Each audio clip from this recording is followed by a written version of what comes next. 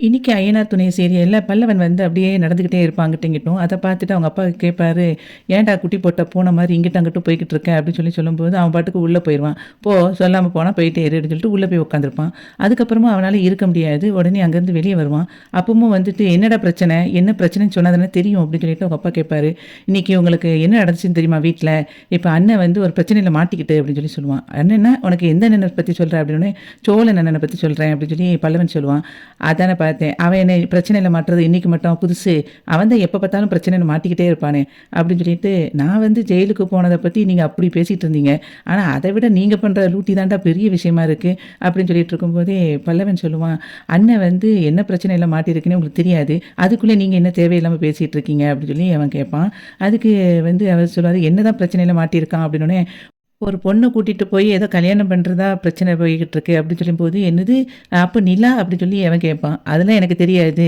ஆனா ஏதோ ஒரு பிரச்சனை போய்க்கிட்டு இருக்குன்னு சொல்லிக்கிட்டு, இப்போ அண்ணி, அதுக்கப்புறம் சேரனு, பாண்டியனு எல்லாருமே அங்க தான் போயிருக்காங்க" அப்படின்னு சொல்லி அவன் சொல்லிட்டு இருப்பான் பல்லவன். அப்போ இவன் சொல்லுவான், உனக்கு உன் அண்ணனுக்கு சும்மாவே இருக்க முடியாதா?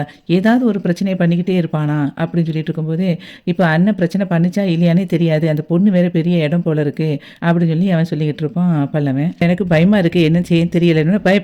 இங்க இருந்தா வேற என்ன பண்ண முடியும்? உன் அண்ணனுக்கு சும்மாவே இருக்க முடியாதா? அ உன் அண்ணன் ஏதாவது ஒரு பிரச்சனைய இழுத்துக்கிட்டே இருப்பானா இப்படித்தான் அப்படின்னு சொல்லி சொல்லிட்டு இருக்கும்போதே, அதுக்கு அவன் சொல்லுவான், "எதுக்கு இப்ப அண்ணன இப்படி வந்து தப்பு தப்பா பேசிட்டு இருக்கீங்க?